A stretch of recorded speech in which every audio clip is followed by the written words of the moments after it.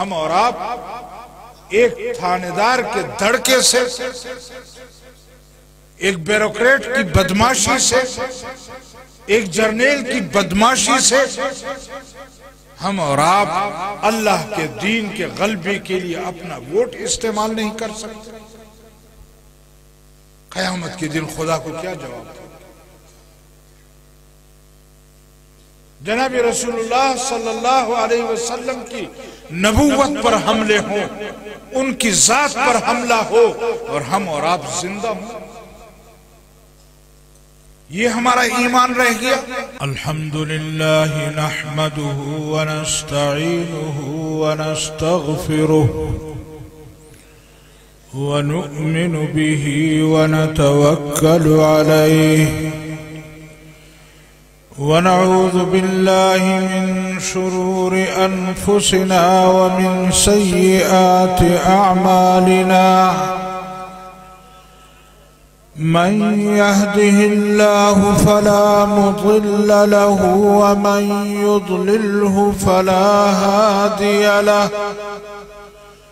व नशहदु अन ला इलाहा इल्लल्लाहु वहदहु ला शरीक लहु व नशहदु अन्न सय्यदना व सनदना व हबीबना व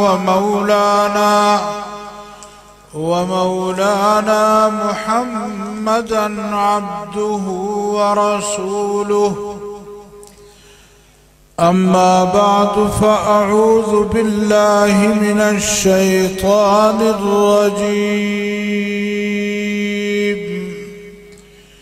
बिस्मिल्लाहिर रहमानिर रहीम।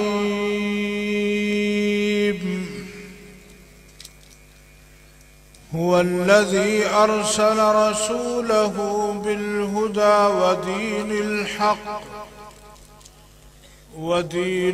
हक़्क़ लियुज़हिरहु अलद्दीनि कुल्लिहि वकफ़ा बिल्लाहि शहीदा। सदक़ल्लाहुल अलिय्युल अज़ीम।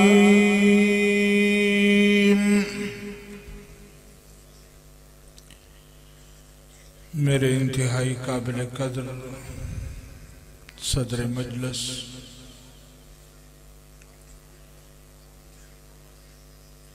बिरादर मुकर्रम व मुअज़्ज़म हज़रत मौलाना राशिद महमूद सोमर साहब दामत बरकातुहुमुल आलिया, मेज़बान मुअज़्ज़म मौलाना मोहम्मद आरिफ साहब,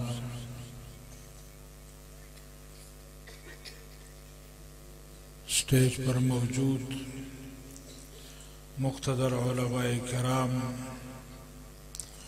हाज़रीन मजलिस, मेरे इंतहाई काबिल कदर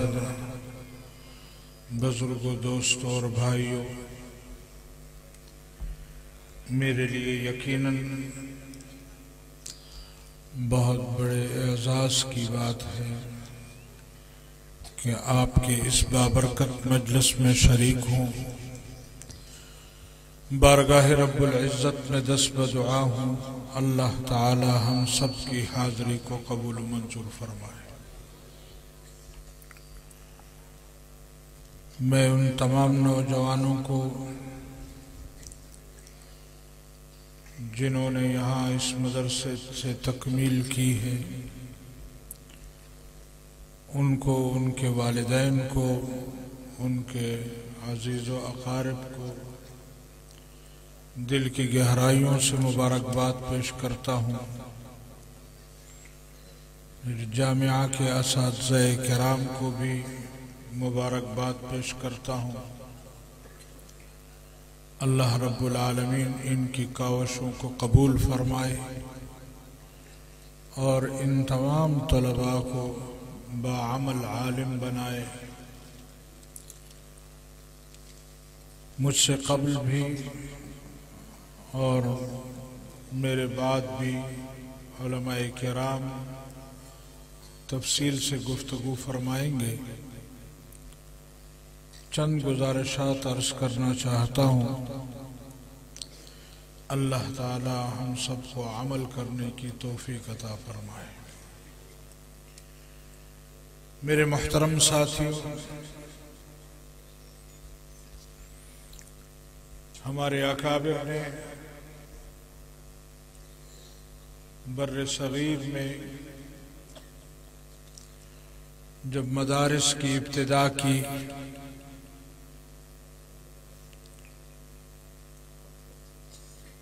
तो वो एक अनार के दरख्त के नीचे छत्ते वाली मस्जिद में एक उस्ताद और एक शागिर्द से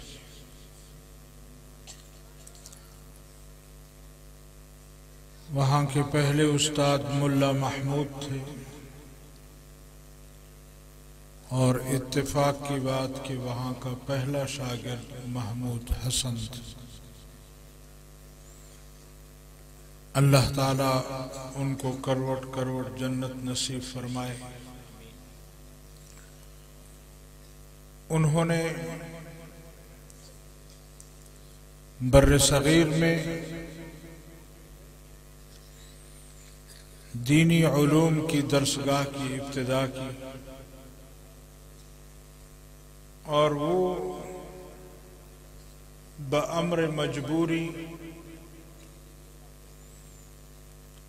कि जब सर सैयद अहमद खान ने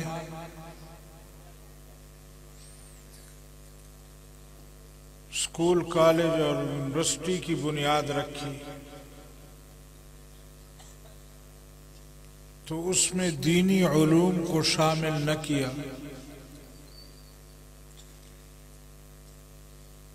जबकि उनको कहा भी गया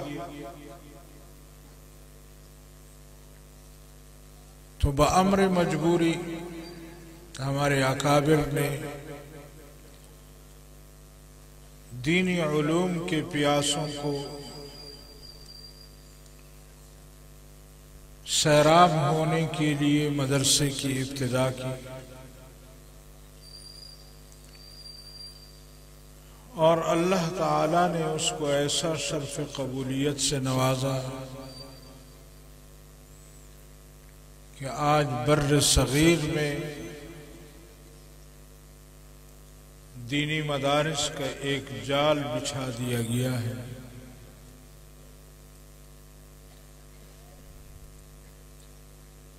हज़रत शेखुल हिंद रहमहुल्लाह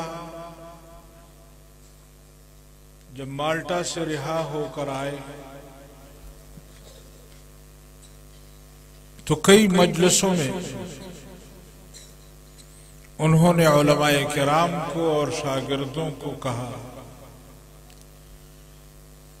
कि मदारिस को बढ़ाया जाए।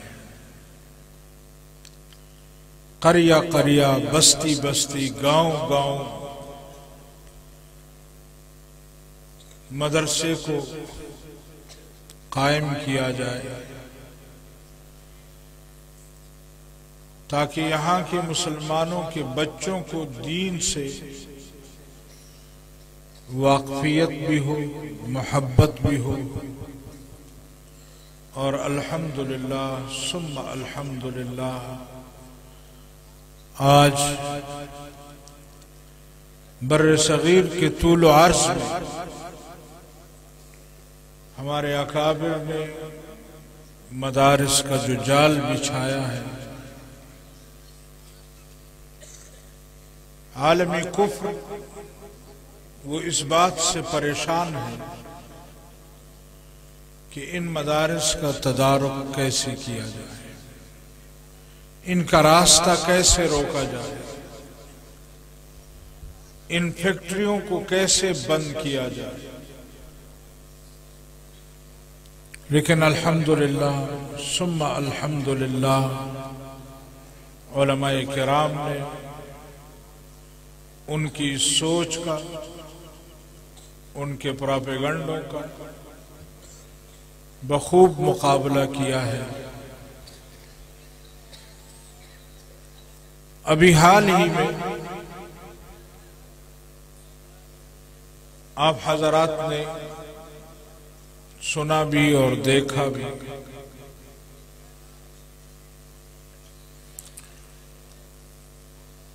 कि पाकिस्तान के पार्लियामेंट से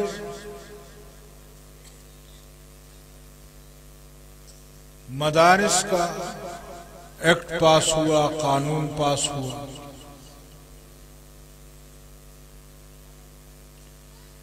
लेकिन फिर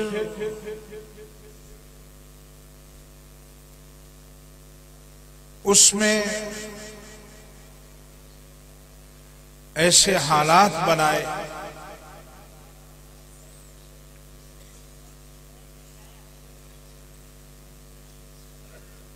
कि आखिरी वक्त में जाकर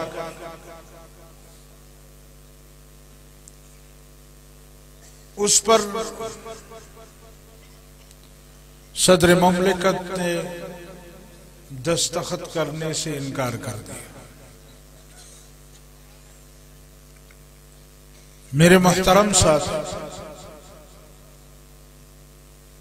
जबकि आईन में उसका जवाज बाकी नहीं था,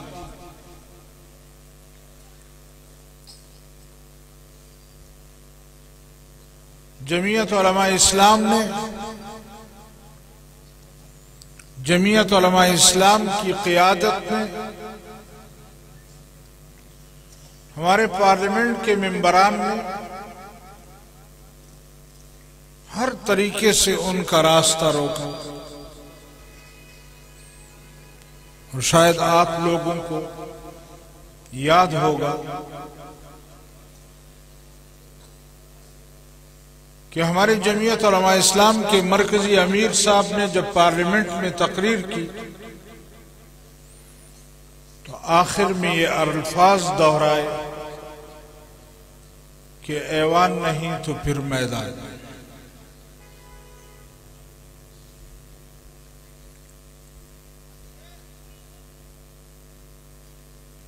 लिहाजा ये सूरत हाल बनी कैसे? मेरे मोहतरम साहब, ये आज की बात नहीं है।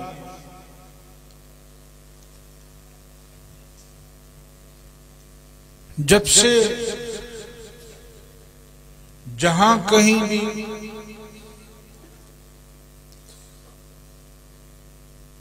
दीन इस्लाम के लिए किसी भी सतह पर अगर कोई आवाज उठाई गई है तो आलमी कुफ्र ने कोशिश की है कि उस आवाज को दबाया जाए, उसका रास्ता रोका जाए। लेकिन अल्हम्दुलिल्लाह सुम्मा अल्हम्दुलिल्लाह जमीयत उलमा इस्लाम ने हर महाज पर, हर जगह कुफ्र के इन हथकंडों का रास्ता रोका है।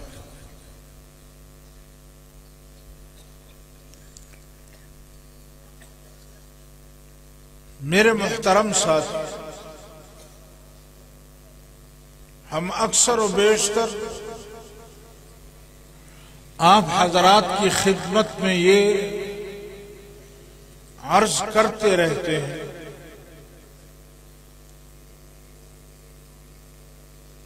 कि पाकिस्तान का आईन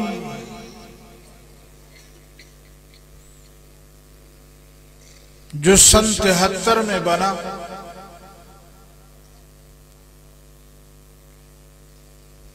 उस वक्त भी हमारे अकाबिर ने उसमें अपना किरदार अदा किया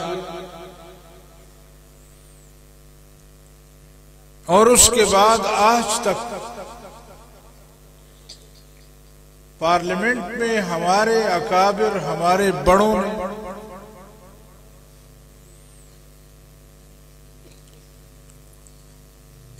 आईन का तहफ़्फ़ुज़ किया है, मदारिस का तहफ़्फ़ुज़ किया है, मसाजिद का तहफ़्फ़ुज़ किया है और आम मुसलमानों के ईमान का तहफ़्फ़ुज़ किया है।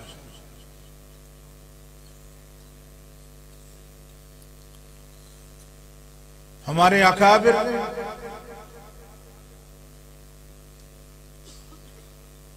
मौजूदा दौर में सियासत के रास्ते को अपनाकर पार्लियामेंट को तरजीह दी है, तो मकसद यहां भी अल्लाह के दीन की बका है।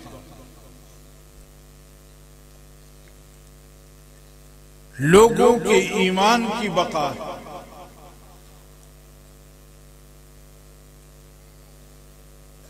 आज जो मदारिस में उलमाए किराम पढ़ते और पढ़ाते हैं, आज जो आप लोग तबलीगी जमात को देखते हैं, आज आप लोग नमाजें पढ़ते हैं,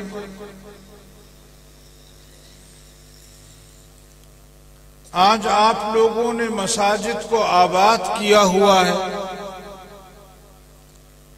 आपकी मसाजिद से अल्लाह अकबर की आवाज बुलंद होती है, तो ये इतना आसान नहीं।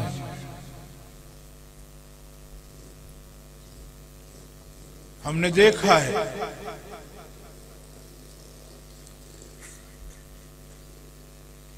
कि हमारे अरब ममालिक में अगर कोई खतीब नमाज जुमा का खुतबा पढ़ता है तो उसकी परमिशन पहले हुकूमत देती है।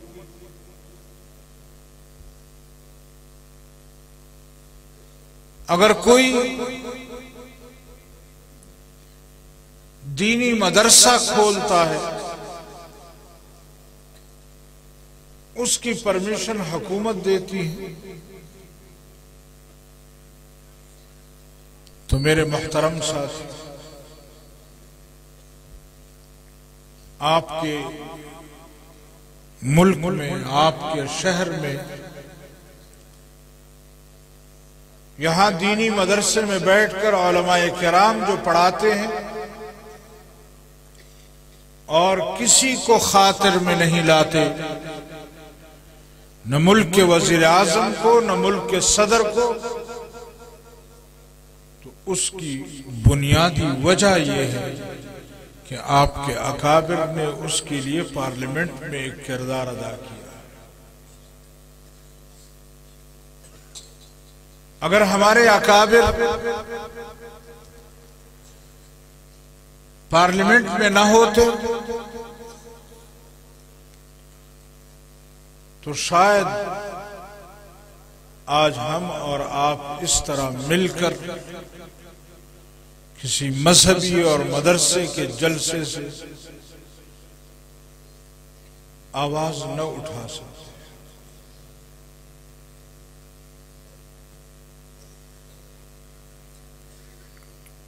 लिहाजा जरूरत तो इस बात की है कि आम मुसलमान को यह समझाया जाए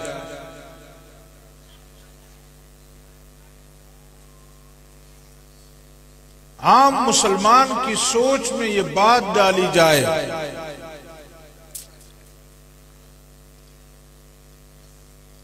कि हम जो इनफरादी आमाल पर जोर देते हैं,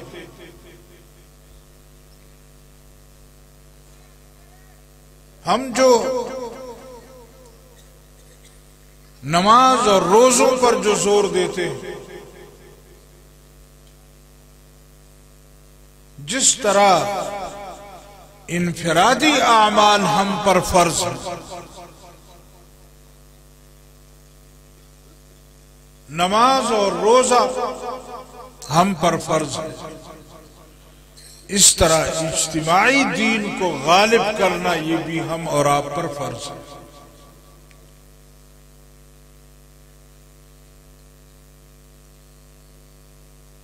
उलमाए किराम ने आप हजरात को जो नमाज का तरीका बतलाया है,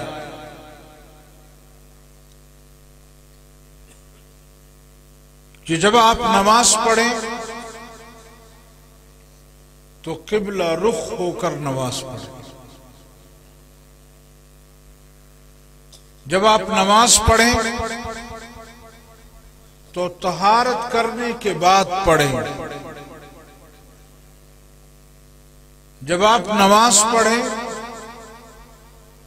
तो उसमें रुकू और सजदा करें।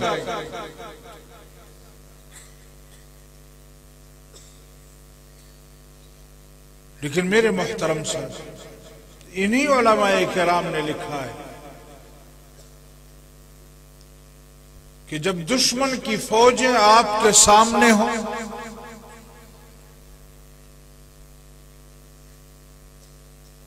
उस वक्त अगर आपको ये मुयस्सर नहीं है कि आप किबला रुख होकर नमाज पढ़ें, तो जिस तरफ आपका मुंह हो उस तरफ नमाज की नियत करें।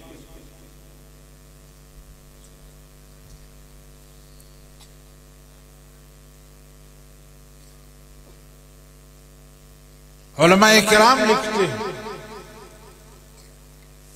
कि अगर दुश्मन की फौज सामने हो तो मुजाहिदीन उसका एक हिस्सा दुश्मन के सामने खड़ा हो और दूसरा मुजाहिदीन का गिरोह वो इमाम के पीछे नमाज की नियत करे। जब एक रकात मुकम्मल हो जाए तो जो इमाम के पीछे खड़े हैं वो दुश्मन के सामने आकर खड़े हों, और जो दुश्मन के सामने खड़ा है वो इमाम के पीछे दूसरी रकत के लिए नियत बनाता। आम हालात में अगर हम और आप नमाज में चलना फिरना शुरू कर दें तो हमारी नमाज नहीं होती। लेकिन वहां उलमाए किराम कहते हैं कि नहीं, आप दुश्मन के सामने जाएं भी, वहां से आएं भी और नमाज भी अदा करें। तो मेरे मोहतरम साहब,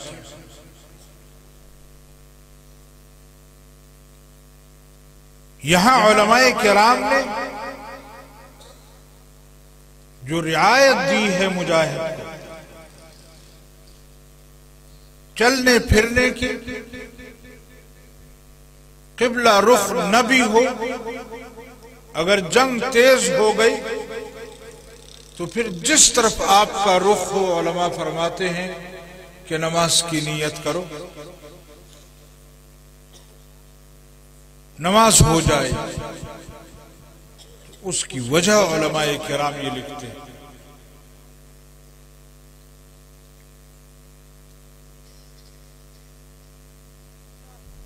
कि इन हालात में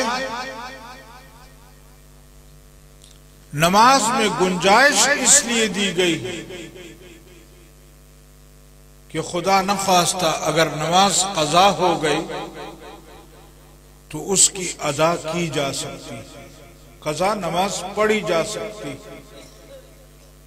लेकिन अगर खुदा न खास्ता इस्लाम मगलूब हो गया, कुफ्र गालिब आ गया, तो फिर उसकी कज़ा नहीं।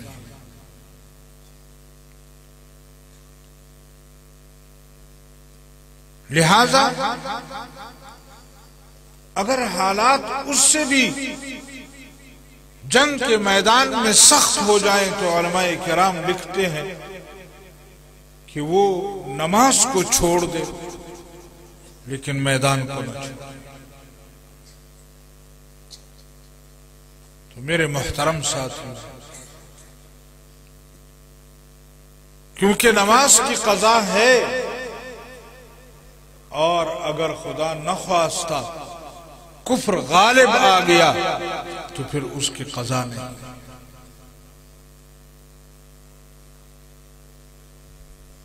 लिहाजा इतना अहम रुकन जिसकी अदायगी आज आपके पार्लियामेंट में आपके उलमाए किराम अदा कर रहे हैं,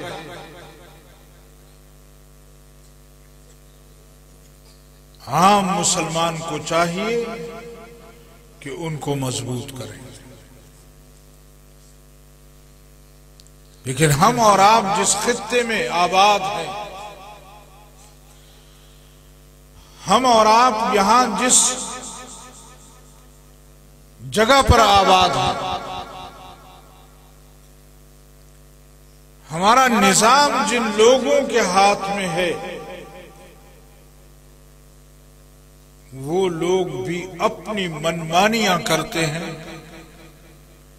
और उलमाए किराम का रास्ता रोकते हैं कि ये उलमाए किराम पार्लियामेंट में न पहुंच सके, ये उलमाए किराम आईन तक न पहुंच सके। लिहाजा इंतखाबात में धांधलियां करके, इंतखाबात में वोट तब्दील करके मखसूस लोगों को पार्लियामेंट तक पहुंचाया जाता है और आम मुसलमान भी जब देखता है कि मेरे वोट का फायदा नजर नहीं आ रहा, तो फिर मैं क्यों जाती मफादात हासिल न करूं। लिहाजा वो भी फिर इंतखाबात को गैर मामूली समझते हुए उसमें उतनी मेहनत और कोशिश नहीं करता। मायूस हो जाता है कि मेरे इस वोट का फायदा क्या है, और या फिर ये समझता है कि मैं नमाज रोजा तो अदा करता हूं, ये पार्लियामेंट की सियासत, पार्लियामेंट के जरिए से दीन का गलबा, ये शायद मुझ पर फर्ज नहीं।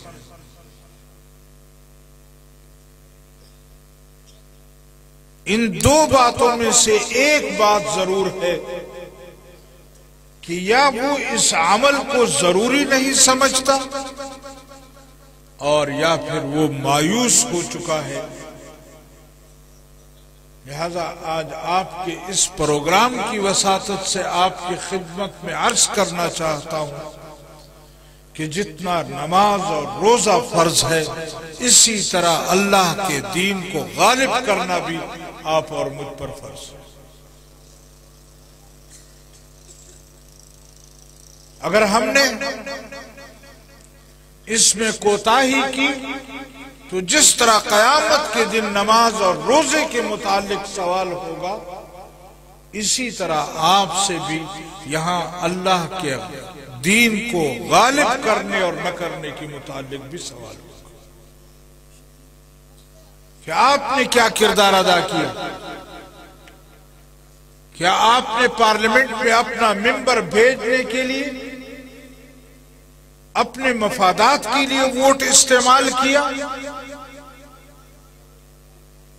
या फिर आपने जिन लोगों को मुंतखब किया वो खौफ और डर की वजह से किया कि अगर खुदा न खास्ता मैंने इसको वोट न दिया तो मेरे खिलाफ पर्चे होंगे, मुझे थानों में घसीटा जाएगा, मुझे कचहरियों में घसीटा जाएगा, मुझ पर इल्जामात लगेंगे और मैं फिर उनका तदारुक नहीं कर सकूंगा।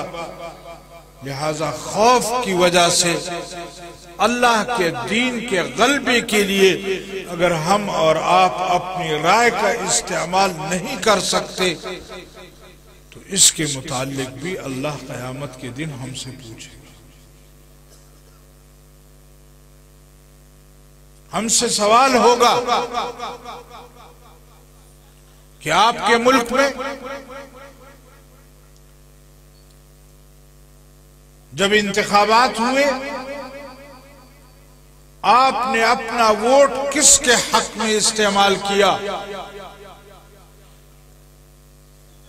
आया उन लोगों के हक में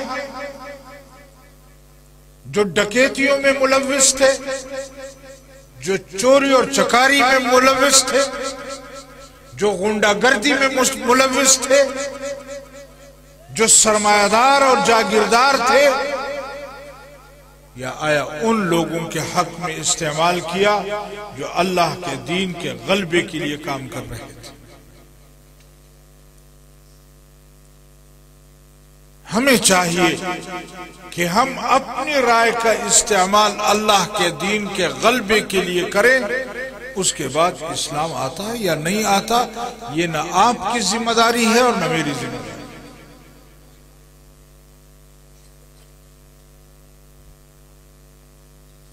आप जब नमाज पढ़ते तो आपको यकीन है कि मेरी ये नमाज कबूल है। नमाज इसलिए पढ़ते हैं कि ये फर्ज है, रोजा इसलिए रखते हैं कि ये फर्ज है।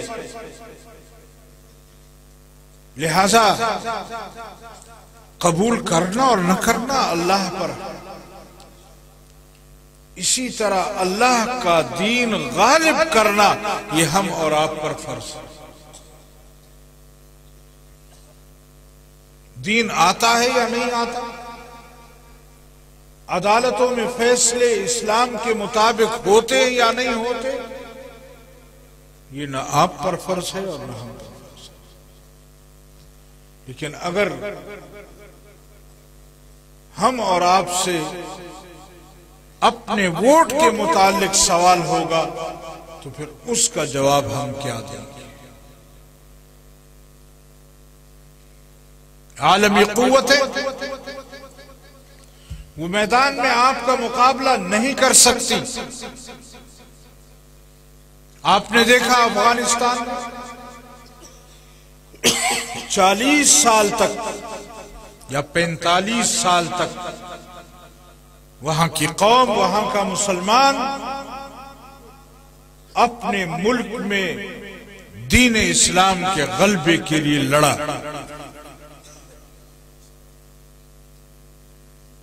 आज वहां एक इस्लामी हुकूमत कायम है। उन्होंने इसके लिए अपना खून बहाया और हम और आपके पास जब जमीयत उलमा इस्लाम के साथी वोट मांगने आते हैं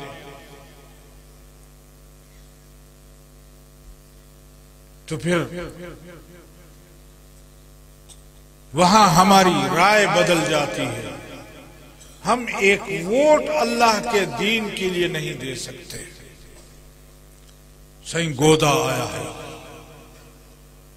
सरदार साहब आए हन, उन्हें साकण वोट मंगाए, असा किमें मौली को वोट दे? किस तरह मौलवी को वोट दें? मेरा सरदार जागीरदार, मेरा खान नवाब मेरे घर चलकर आया है, मुझसे वोट मांगा है। अब ये वोट सरमायादार और जागीरदार को देना, उसके लिए इलेक्शन कैंपेन चलाना, उसको कामयाब कराना, ये आपके और मेरे वोट से होता है या नहीं होता? फिर यही लोग जाकर पार्लियामेंट पे इन उलमाए किराम का मुकाबला करते हैं या नहीं करते? मेरे मोहतरम साथी,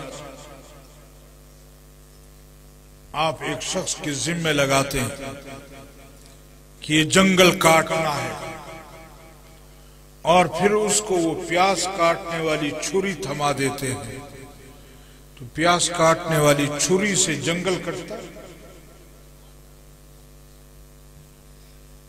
आपके वोट से जब हमारे पार्लियामेंट में 342 सीटों में वहां 10 सीटें आती हैं, तो 10 मेंबरान 332 के मुकाबले में क्या मुकाबला करेंगे? किस तरह मुकाबला करेंगे? तो आम मुसलमान को चाहिए कि वो जमीयत उलमा इस्लाम के इस एहसान को समझे कि वहां 8 और 10 मेंबरों के साथ जमीयत उलमा इस्लाम पार्लियामेंट में इन लोगों के मुकाबले में डटी हुई।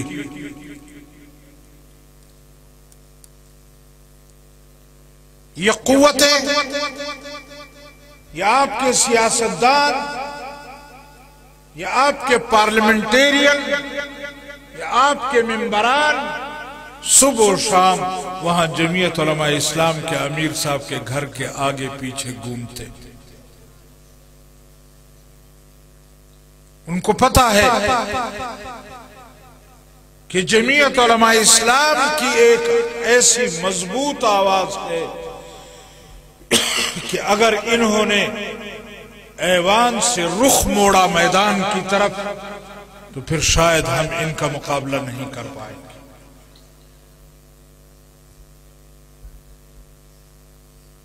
लिहाजा वो आपकी क़ियादत के पीछे भागते हैं,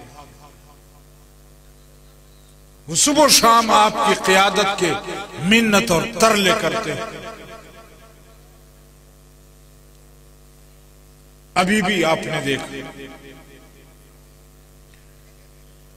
कि पार्लियामेंट में मदारिस के कानून को जब जमीयत उलमा इस्लाम ने दीगर कवानीन के साथ नथी किया, तो मजबूरन उनको मदारिस के कानून को मानना पड़ा, उसको वोट देना पड़ा। और जब कोई रास्ता नजर नहीं आया, पार्लियामेंट से वो पास हो गया, तो फिर दीगर तरीकों से उसको रोकने की कोशिश की। लेकिन अल्हम्दुलिल्लाह सुम्मा अल्हम्दुलिल्लाह जमीयत उलमा इस्लाम वहां सीसा पिलाई हुई दीवार की तरह डटी रही, मुकाबला किया उन लोगों का।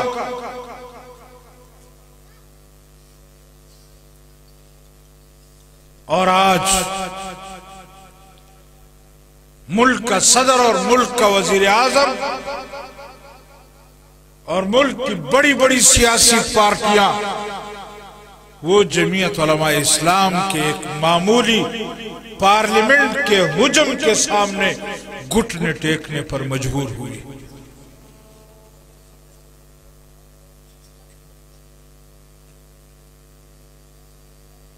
तो मेरे मोहतरम साथी, अगर यहां पर पार्लियामेंट में हमारे मेंबरान की तादाद ज्यादा हो, हम और आप अपना हिस्सा उलमा के खाते में डाल दें, तो फिर पार्लियामेंट में अगर आज हम 8 या 9 की तादाद से इन लोगों को सरगर्दा रखते हैं, अगर वहां हमारी तादाद 100 और 150 के करीब होगी, फिर इस मुल्क में इस्लामी निजाम आएगा या नहीं आएगा? लिहाजा आम मुसलमान को किरदार अदा करना होगा, आम मुसलमान को इस तरफ मुतवज्जे होना होगा, आम मुसलमान को ये जिम्मेदारी पूरी करनी होगी कि जब आपके मुल्क में आम इंतखाबात हों तो फिर आप अपने इस फर्ज को निभाएं कि आप अपना वोट ये जमीयत उलमा इस्लाम के हक में इस्तेमाल करें। बाकी आगे इस्लाम आता है या नहीं आता, यह आपकी जिम्मेदारी नहीं है। आप खुदा के सामने सुरखरू होंगे कि अल्लाह, हमारे पास आपके दीन के गलबे के लिए उलमाए किराम आए थे, हमने अपनी राय आपके दीन के गलबे के लिए इस्तेमाल की थी। आखिर इस्लाम आता है या नहीं आता, यह आपकी जिम्मेदारी नहीं है।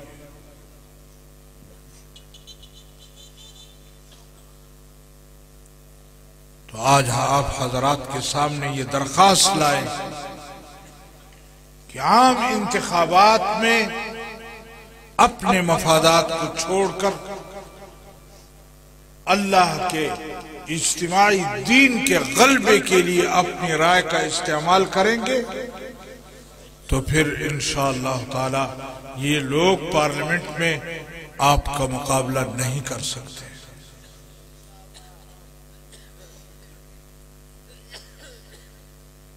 ये कुव्वतें जो आलमी कुफ्र और आलमी एजेंटों के लिए यहां इस मुल्क में काम करते हैं, वो देखते हैं कि जब पार्लियामेंट में इनकी ताकत नहीं होगी,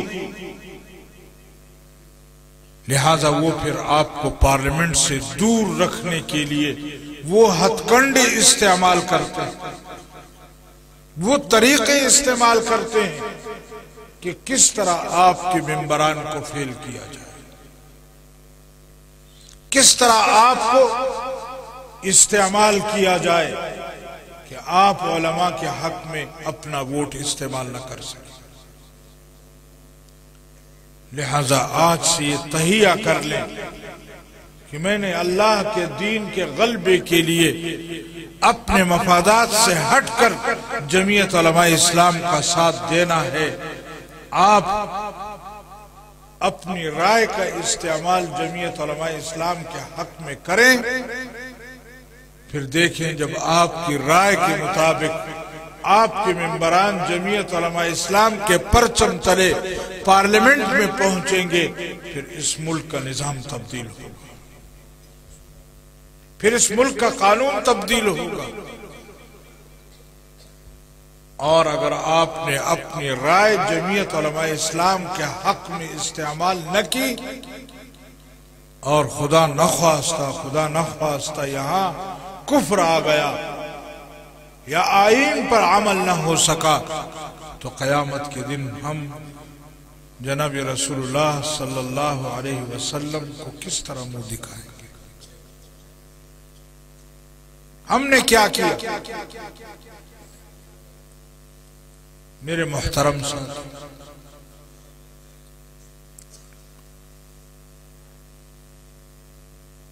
मौलाना अब्दुल रहमान साहब मदीना मुनव्वरा में एक शख्स थे। उनके मुतालिक हमने सुना है कि वो कहते हैं कि एक दिन मैंने सोचा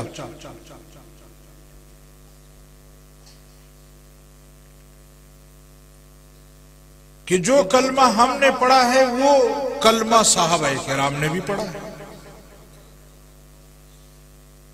फिर उनको अल्लाह ताला ने इतनी फजीलत क्यों दी, इतना मर्तबा क्यों अता किया है?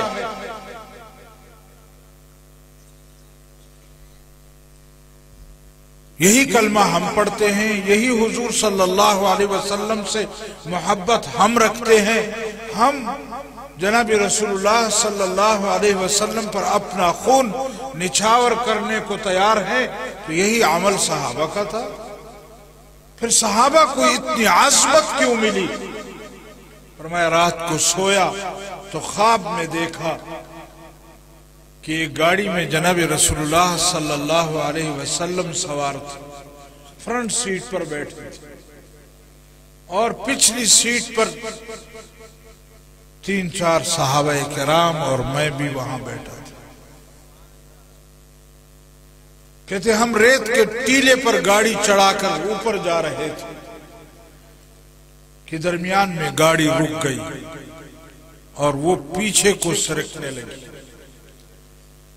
कहते हम गाड़ी से उतरे, भागे कि कोई चीज मिले, कोई पत्थर मिले, कोई लकड़ी मिले, कोई चीज मिले कि हम गाड़ी के टायर के नीचे रखें और उसको रोक सकें। मैं भी उस टीले पर इधर उधर दौड़ रहा था। फिर ख्याल आया तो पीछे देखा कि गाड़ी कहां तक पहुंच गई, तो देखता हूं कि सहाबा किराम ने अपने सर गाड़ी के टायर के नीचे रखे थे। ख्वाब से जागा तो सजदा किया, अल्लाह से माफी मांगी। तो मेरे मोहतरम साथी, सहाबा किराम ने अपनी जानों पर खेल कर इस दीन की हिफाजत की।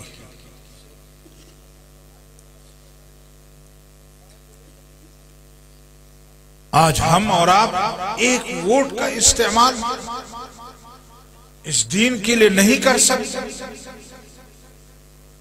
हम और आप अल्लाह के दीन के गलबे के लिए इतनी कुर्बानी नहीं दे सकते। एक नौजवान सहाबी कहता है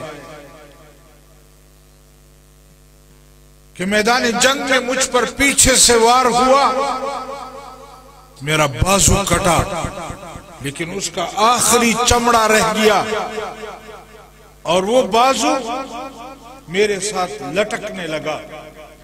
जब देखा कि ये मेरे लिए रुकावट है, अपने बाजू को पांव नीचे देकर झटका दिया और उसको अपने तन से जुदा कर दिया कि ये मेरे लिए इस वक्त रुकावट बन रहा।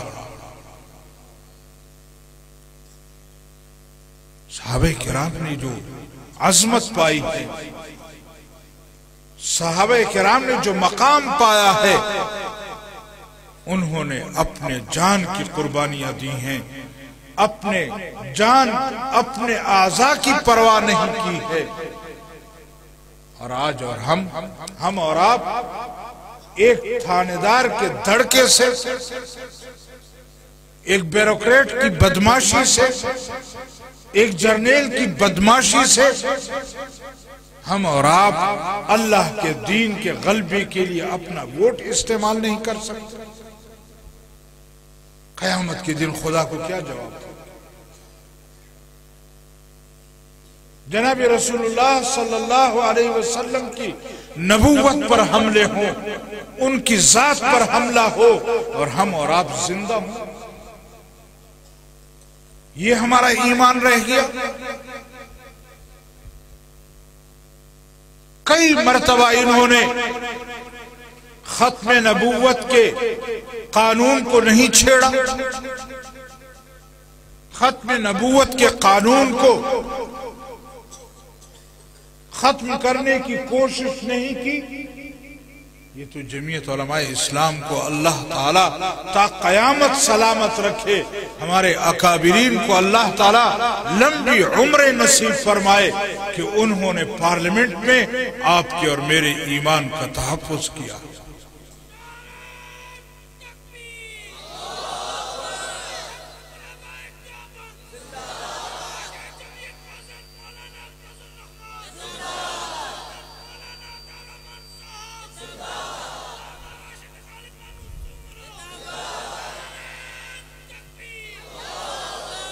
इन अकाबिर ने पार्लियामेंट में आपके ईमान का तहफ़्फ़ुज़ किया।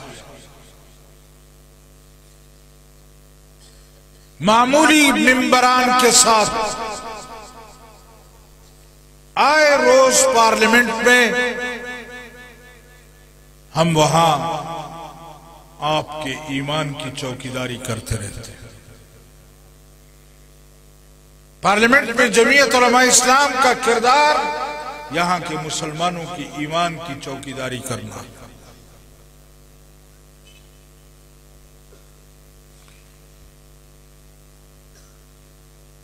और ये पार्लियामेंट में आपका आईन, ये हमारे अकाबिर ने बनाया, हमारे अकाबिर ने इसमें किरदार अदा किया है। वरना हमारे हुक्मरान और हमारे जर्नेल ये दुनिया के दीगर मुस्लिम ममालिक से, उनके सरबराहों से बड़े गुंडे ये। लेकिन अगर वो आज मदारिस को, उलमाए किराम को हाथ नहीं डाल सकते, आपका रास्ता नहीं रोक सकते, तो उसकी बुनियादी वजह यह है कि आपके पार्लियामेंट में आपके अकाबिर ने जो किरदार अदा किया है और आपके मुल्क को जो आईन दिया है, उसमें आपके ईमान का तहफ़्फ़ुज़, उसमें आपके मजहबी तशख़्ख़ुस का तहफ़्फ़ुज़ किया हुआ। लिहाजा मैं आज एक मर्तबा फिर आपको दावत देता हूं कि जब भी इस मुल्क में इलेक्शन हो, जब भी इस मुल्क में जमीयत उलमा इस्लाम का कोई भी कैंडिडेट हो, वो आपके सामने आए, आप अपनी राय का इस्तेमाल वो अल्लाह के दीन के गलबे के लिए करें, तो इंशाअल्लाह ताला वो दिन दूर नहीं कि हम इस मुल्क में इस्लामी निजाम को देख पाएंगे। मैं आखिर में एक मर्तबा फिर मौलाना आरिफ साहब का, यहाँ पर मौजूद उलमाए किराम का, जमीयत उलमा इस्लाम के साथियों का दिल की गहराइयों से शुक्रिया अदा करता हूँ कि आप हजरात ने इस बाबरकत मजलिस में मुझ जैसे इंसान को भी दावत दी है। अल्लाह ताला हमारे इस बैठने को, बोलने को, इस अमल को शर्फ कबूलियत से नवाजे। व आखिर दावाना अल्हम्दुलिल्लाहि रब्बिल आलमीन।